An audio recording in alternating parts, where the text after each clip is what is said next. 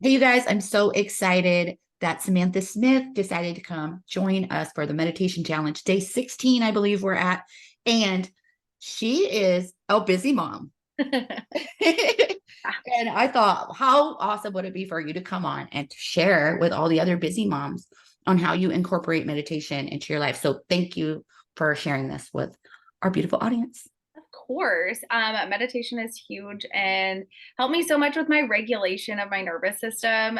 With being busy, overstimulation goes hand in hand with ADHD, like auditory, like all the things going on all the time, and high stress. I realize I live a very high stress life, whether I like it or not. It is just what it is. And if I can't maintain myself, I can't help my littles and I can't take care of anybody. I'm useless essentially.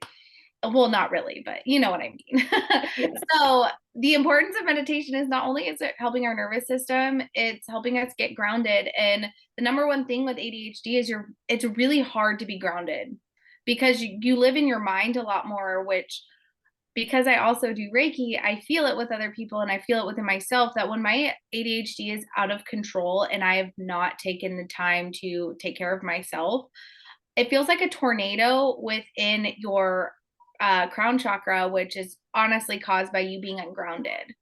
You're not grounded. So it really goes back to okay, my kids are in baseball, so I'm always around grass. So I tend to take my shoes off and I will put my feet into the grass and I'll sit there and just focus on my breath, even if it's just for like a minute or two, because I am a social butterfly on top of it. I'm talking to all the other parents and I can do it while I'm being social and I'm still taking care of myself by getting connected. And you can do that. It's active meditation. At the I end of like that. active meditation is huge, especially with someone with ADHD. Like it has been my go-to. I can actively meditate on walks because all it is I'm connecting back to my body, but I'm walking. I'm using the energy that I have because let's be real, you've got a plethora of energy. So it's finding time, making time for the walk, making time to just stick your feet in the grass. I also just wake up way early so that I can be up before my kids and have 5 to 10 minutes to meditate before the chaos begins Yeah. and get We were connected. talking about that yesterday. It's like you don't have to go in for 30 minutes or 20 minutes. Mm-mm. Like what you just said, you put your feet in the grass and for like 1 minute you're reconnecting, re-getting inside of yourself. Exactly. At the end of the day, if you can commit to yourself 5 minutes a day, you'll be light years ahead than if you were to not do anything.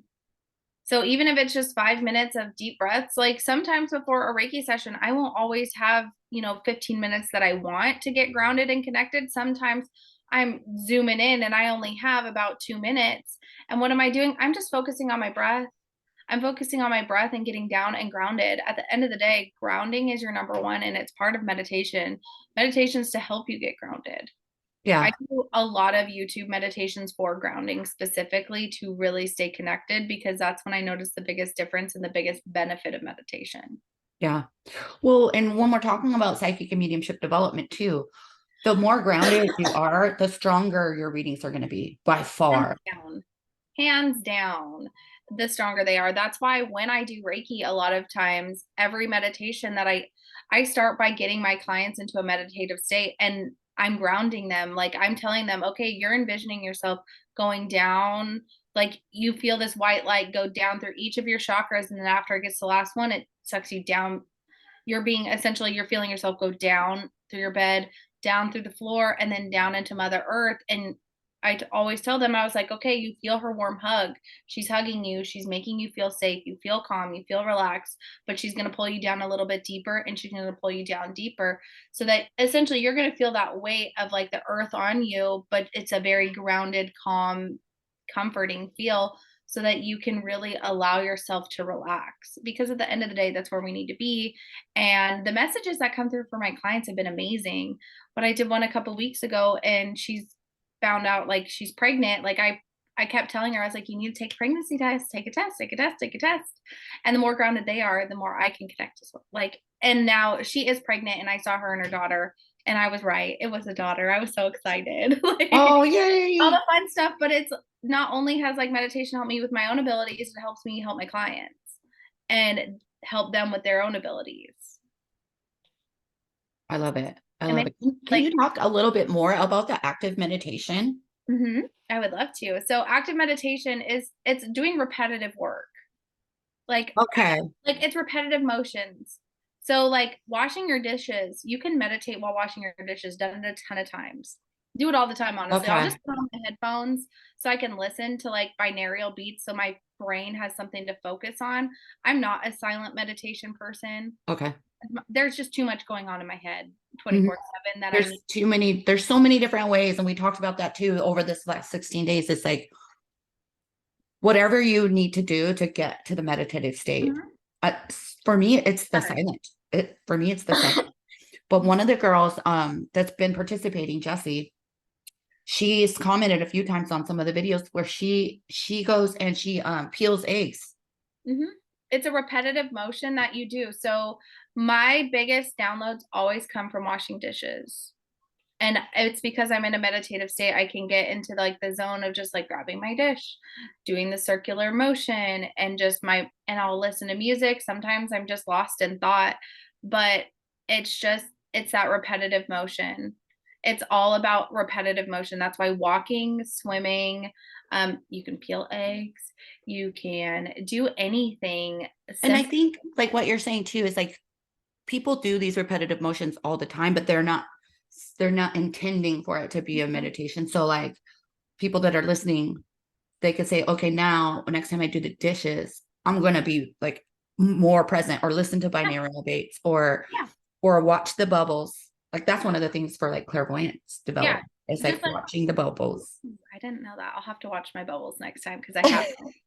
But it's at the end of the day, like whatever it is you can connect to yourself with is what it needs to be. So that's when we have to find time to meditate. And that's a great way is active because we can fit it into our daily life. And at the end of the day, everything when it comes to connecting yourself is all about the intention. Like even it's the intention of, okay, I'm doing it this way for this reason. And our brains are able to be like, oh, yeah, that's why we're doing this, not just to do the dishes. And I started doing it as a practice of romanticizing my life. Ooh, So I like it's that. one of my favorite cards I get for clients a lot of times too. But a lot of times we're want to manifest all this stuff, but because we're unhappy with our current reality. But when we start romanticizing doing even the tiniest things, like make it just make love to your life makes it so much better because I used to hate doing dishes. Like I go back to the dishes a lot because I absolutely dreaded it. I hated it. I wanted to always leave them there. I never wanted to do them. I wanted my husband to do them. He hates them too. So we both hated the dishes. I love doing my dishes now. It is a time to connect with myself. I made like essentially my spiritual stuff is all in my kitchen window. So I get to look at it. I look at plants. I made it visually appealing to myself. And I started being like, oh my God, I remember as a child, I used to always like dream about like my kids running through the kitchen and laughing and playing while I'm doing the dishes or I'm cooking dinner. Well, that's my reality now. And it helped me connect the dots to this was one time my dreams and now it's here. And so that active meditation allowed me to realize, oh, I'm living in the manifestations I had, and I'm now romanticizing my everyday pieces of life. I think that's a beautiful example. I think everybody is going to take that golden nugget away, right? Like everybody needs to think, what is it that they don't like to do, you know? Mine's like, I think mopping I know, like or bathrooms. I started doing it for like every like cleaning chore I hated, and it made it so much better because I'm like, if my life was different, I wouldn't have to do this. Like, there's a version of me in some different dimension that isn't having to do this. She's got the money to pay everybody to do it, but she's not living the life that I have. Yeah, I love that. I love that. Well, so when do you normally meditate then? Like just, On the daily, I meditate usually at like 6 o'clock in the morning. It's still dark out. I love meditating in the dusk. Okay, where were we? Oh shoot. I forgot that part. Okay, but at the end of the day, like the more you romanticize your life, the better it is. yeah, And the more that meditation it comes into play. because you can do that meditation while you're doing the dishes, while you're doing all the things. Oh, you were saying that you like to meditate in the morning. That's what you were saying I before we do. I got off. meditate in the mornings. When my husband worked nights, I did morning and night because I had time to myself at those times. But now I'm falling asleep on the couch at 8:30, 9 o'clock at night. So, you know what? Meditation does not get done in the evening because I'm crashing. So it is a morning thing.